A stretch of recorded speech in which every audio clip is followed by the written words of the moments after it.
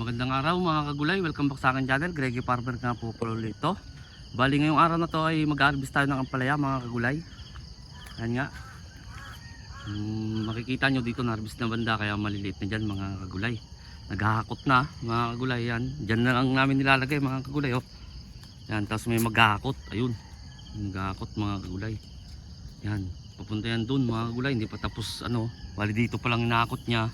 Papakita ko na rin mga kagulay kung saan yung ano dito pa rin sa may ano nilalagay. Tapos pinipilian na kagad mga kagulay. Ayan na yung nahakot. Yan. Mga nasa 100 na siguro yan mga kagulay. Kasi mabibigat mga kagulay. Tapos merong baliko. Hindi natin tatanggi. Ano, baliko mga kagulay. Gawa ng nai-stress yung ano natin ang palaya. Gawa ng hangin. Yan mga kagulay. Ayan siya, naghahakot. Tulungan natin mga kagulay para hindi na niya i-ano. Ayan siya. Tara no. Nagbibidyo ako. Ayan. Di pa kami nakakabili ng wheelbarrow mga kagulay. Bibili kami baka sa susunod pa taon. Yan, tingnan mo lang dyan. Ako na lang mag-ano. Yan, nakakot mga kagulay.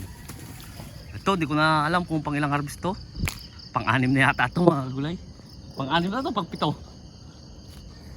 Nandun, di na kasi ako nakakagawa ng ano mga kagulay. Kaya gawa ng busy, gawa ng inaasikaso na namin yung isusunod na tataniman ulit ng ampalaya mga kagulay. Yan siya. Yan, kung makikita nyo, marami pa rin naman naiwan. Pang-anim na to mga kagulay, alam ko. Oo nga, mga ganun, pang-anim na harvest na.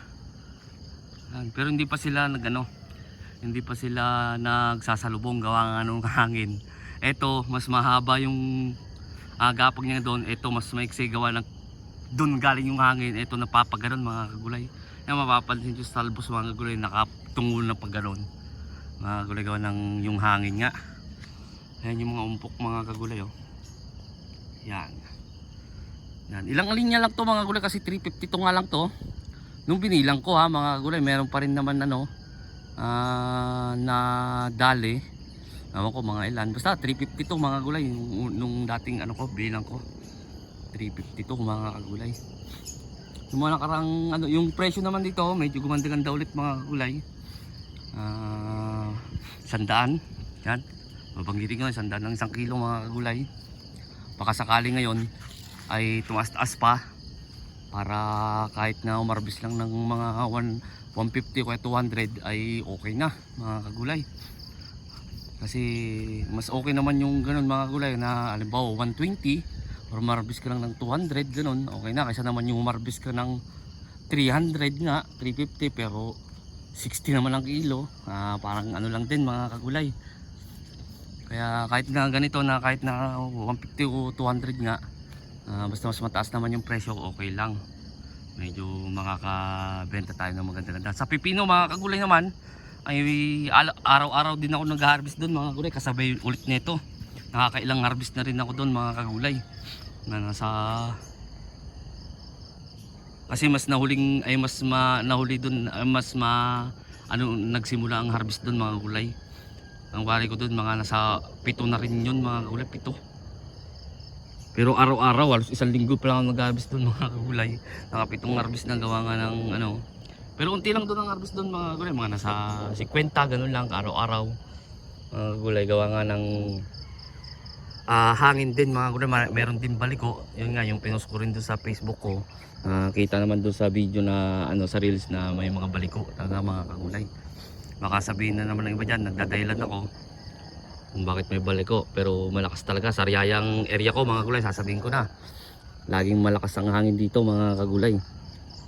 Ayan, bale dito tatapusin ko tong video na to. Hindi ko na may update sa inyo kung ilan, sasabihin ko na lang sa sa pagsusunod na vlog kasi nga busy mga kagulay. Pagkatapos nito deliver, trabaho kagad dun sa sa susunod na tataniman ng ampalaya. Tapos dun nga baka magtatanim na kami ulit ng pipino at saka sitaw para sunod-sunod na. Tapos yung okra pa dun mga kagulay.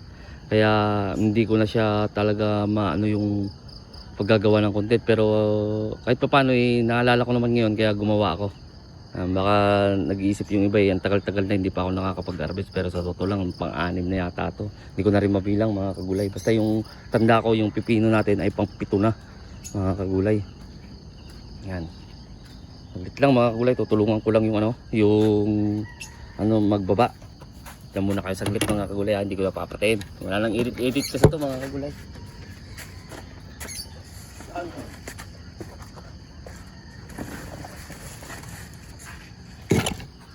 Ayun. Yan na. Yan. Yan ang mga bunga ng natin mga kagulay. Maliwanag pa rin ba yan? Yan bunga ng ating ampalaya mga kagulay. Yan. Gano'n kahaba ba? Yan. Ganyan. Ganyan kahaba yung bunga ng ampalaya natin. Ayan naman yung baliko. Yan siya. Yan siya. Hindi naman natin tatanggihan mga kagulay. Sinasabi naman natin lahat. Hindi naman yung panay maganda lang ang pinapakita natin. Kasama yan sa pagtatanim. Hindi naman natin mape-perfect talaga. Yan, anong oras pa lang? Alas 5:30 pa lang yata. Pero parang uulan dito. Ewan ko kung may bagyo. Pero ilang linggo na rin na hindi umulan dito mga kagulay. Simula nung pagdating namin galing Ilocos, nagbakasyon. Ay, nakaulan lang ng isa. Ados kami dumating, isa pa lang. Anong petsa na ngayon ay 12 yata. 12 na ngayon mga kagulay, isang beses pa lang umulan. Kaya dilig din kami ng dilig mga kagulay dito kasi wala tong drip. Pero doon, may drip naman doon. Drip na lang ang ginagamit doon mga kagulay dito kasi hindi nalagyan dito ng drip. Kaya ayun nga, kagabi nga nagdilig ako dito. Tapos ng harvest, bukas ay mag-aabono mga kagulay. Sabay dilig uli. Kasi kapag ayuntayin ko na matuyo talaga, mas mahirap magdilig mga gulay. Mas maganda kada every 2 days ganun ang dilig. Unti lang hindi dilig mga gulay. Kumbaga hindi patutuyuin yung lupa. Yan siya. So, hindi na ako siguro magtatagal mga gulay. Magpapaking na ako para may hatid ng kahit mga alas 7. Kaya naman ipaking yan. Kung halimbawa 200, kaya ko na may packing ng 200 mga gulay hanggang alas 7. Para may hatid kagad siya para mas mahal natin maibenta. Kasi kapag gaya yung sinabi ko dati, kapag patanghali na ay medyo bumababa yung presyo mga kagulay. Kasi kapag mga ganitong madaling araw mga kagulay, mas maraming mamimili. Siyempre, kumbaga mas unti pa rin yung nagdi-deliver ng mga farmer.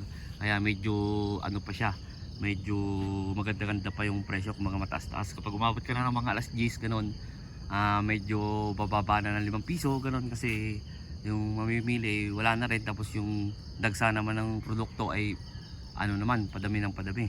Kaya ganun yung steady dito mga kagulay. So hanggang dito na lang ako mga kagulay, sa bago pa lang sa munting channel ko. Huwag niyo kalimutang mag-subscribe at i-click nyo na rin po yung notification bell para updated kayo lagi sa gagawin kong video tungkol din sa pagtatanim ko. Maraming salamat po sa legit na sumusuporta sa akin. God bless po sa ating lahat.